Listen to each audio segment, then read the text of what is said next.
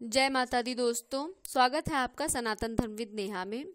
तो सभी लोग यह चाहते हैं कि उनके घर बच्चे की किलकारी गूंजे, वे माता पिता बने, संतान की प्राप्ति हो। लेकिन कई बार विवाह के काफ़ी लंबे समय बाद भी उन्हें संतान की प्राप्ति नहीं हो पाती और कई बार सभी मेडिकल रिपोर्ट्स भी नॉर्मल रहते हैं। डॉक्टर भी कहते हैं कि सब ठीक है, लेकिन तब चिंता ज़्यादा बढ़ जाती है कि जब कोई भी क्रिटिकल प्रॉब्लम नहीं है तो फिर संतान क्यों नहीं हो रही है। दोस्तों, इसका कारण आपकी जन्म कुंडली से रिलेटेड हो सकता है। इसके लिए आपको किसी विद्वान एस्ट्रोलॉजर से संपर्क करना चाहिए और पति पत्नी दोनों को ही अपनी जन्म कुंडली से संबंधित उपायों को अवश्य करना चाहिए। लेकिन कई बार कई लोग जन्म कुंडली के बारे में नहीं जान पाते, वो अपनी बर्थ डिटेल के विषय में भी नहीं जानते। तो ऐसे दंपत्ति जिन्हें अपनी कुंडली के विषय में नहीं जानकारी है, तो उनके जो है मेडिकल रिपोर्ट्स में या फिर मेडिकल टेस्ट में कोई कमी हो या ना हो, इस उपाय को सभी लोगों को करना चाहिए।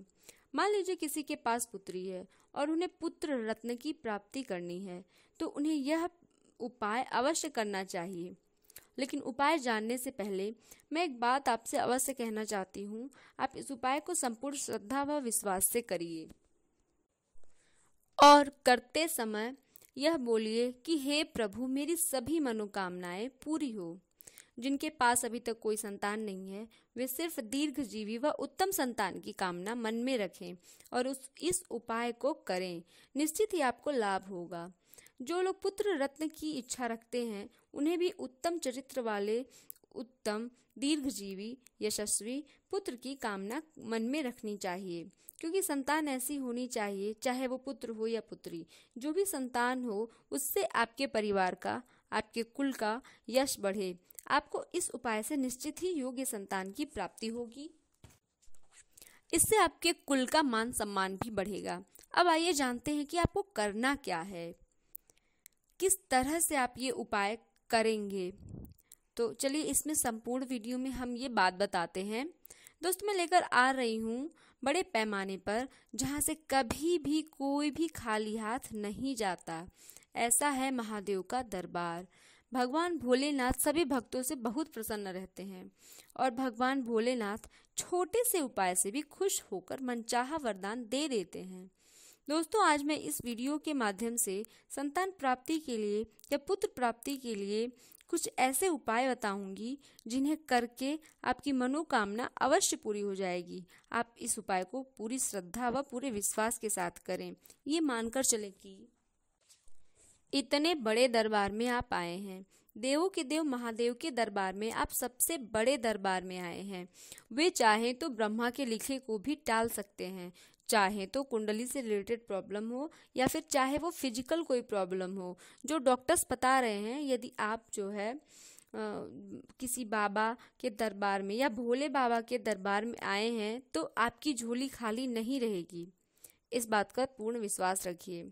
इस विश्वास के साथ आप इस उपाय को करें, भोलेनाथ की पूजा करें, आपकी मनोकामना अवश्य पूरी होगी। दोस्तों, संतान या पुत्र प्राप्ति के लिए प्रतिदिन शिवलिंग की विधिवत पूजा करें और उन्हें बांस के पत्ते का अभिषेक करें। बांस के पत्ते का अभिषेक आप कई तरीके से कर सकते हैं, जैसे कि आप गाय का कच्चा दूध लीजिए और उसमें बांस के पत्ते को पीसकर मिला लीजिए और शिवलिंग का अभिषेक करें, विधिवत पूजन करें। और दूसरा तरीका यह है कि पूजन का आप अभिषेक करें और उसके पश्चात आप पत्ते को चढ़ा सकते हैं।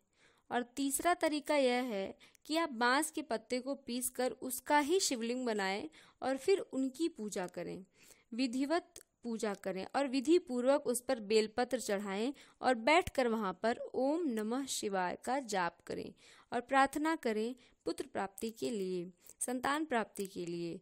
तो आपकी मनोकामना जल्द ही पूरी होगी। दूसरा उपाय यह है कि 16 सोमवार का व्रत करें और शिवलिंग का विधि पूर्वक पूजन करें, उस पर बेलपत्र चढ़ाएं, कच्चे दूध से स्नान कराएं, तो भगवान भोलेनाथ की कृपा आपको अवश्य प्राप्त होगी। और आप प्रार्थना करें उत्तम संतान या पुत्र प्राप्ति के लिए, आपकी मनोकामना अवश्य पूरी होगी। शिवलिंग पर गेहूं के दाने समर्पित करें। सोमवार के दिन शिव जी की पूजा करें, उसके बाद गेहूं के दाने लेकर शिवलिंग पर चढ़ाएं। गेहूं के दाने चढ़ा सकते हैं, इससे मनचाही संतान की प्राप्ति होती है। दोस्तों, भगवान भोलेनाथ को धतूरे का फूल बहुत पसंद है। उन्हें सोमवार के दिन भगवान भोलेनाथ को धतूरे का फूल, धतूरे का फल चढ़ाना चाहिए। इससे भगवान अत्यंत प्रसन्न होते हैं और किसी भी तरह से या किसी भी वजह से संतान उत्पन्न करने में बाधा आ रही है तो आप इस उपाय को करके सभी बाधाएं दूर कर सकते हैं। और वैसे भी दोस्तों, ये सावन का महीना चल रहा है तो ये सबसे उत्तम महीना होता है भगवान भोलेनाथ को प्रसन्न करने का। तो आप सभी लोग, सभी मेरे दोस्तों से अनुरोध है कि यदि आप सभी लोग उनका आशीर्वाद पाना चाहते हैं तो ये जो विधि है इसमें से आप कोई ना कोई विधि अवश्य कर सकते हैं।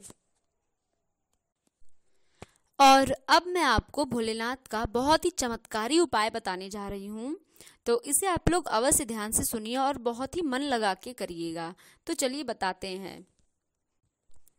किसी भी सोमवार के दिन आप इस उपाय को कर सकते हैं, क्योंकि भगवान भोलेनाथ बहुत ही जल्द प्रसन्न होने वाले भगवान हैं। बस श्रद्धा आपके मन में होनी चाहिए, विधि पूर्वक पूजा आपको करना चाहिए। इसके लिए करना आपको ये है कि आपको ब्रह्म मुहूर्त में उठकर स्नान करना है और साफ स्वच्छ वस्त्र धारण करना है। बस वो वस्त्र जो है वो काले और भूरे रंग के ना हो, क्योंकि ये नेगेटिविटी का प्रतीक होता है जो कि भोलेनाथ को नहीं पसंद है। अगर हो सके तो श्वेत वस्त्र ही धारण करें, क्योंकि भोलेनाथ को श्वेत वस्त्र बहुत पसंद है। या फिर लाल या पीला या गुलाबी किसी भी हल्के रंग के वस्त्र आप धारण कर सकते हैं और भोलेनाथ की पूजा में बैठ सकते हैं। पुरुष यदि चाहे तो श्वेत वस्त्र धारण कर सकते हैं, लेकिन स्त्रियों को गुलाबी रंग के वस्त्र या फिर पीले रंग के वस्त्र पहनकर ही पूजा में बैठना चाहिए। ब्लैक कलर, ब्लू कलर या फिर ब्राउन कलर और ऐसे कोई भी भड़काऊ कलर पहन के इन्हें पूजा में नहीं बैठना चाहिए। या फिर इस प्रकार की कोई भी सात्विक पूजा हो रही है तो ऐसे कलर के कपड़े बिल्कुल भी ना पहने। दोस्तों, स्नान आदि करने के बाद आप अपने ही घर में जहाँ पे आप नित्य पूजा करते हैं वहीं पे आप अपना आसन लगा के बैठ जाएं और गेहूं के आटे से शिवलिंग बनाएं। और ध्यान रखिए कि आपको ऐसे ही 11 शिवलिंग बनाने हैं गेहूं के आटे से ही। अब शिवलिंग का अभिषेक आपको करना है और अभिषेक करते वक्त शिव महिन पाठका स्तोत्र का पाठ आपको करना है और एक एक करके आप सभी शिवलिंग का अभिषेक करें।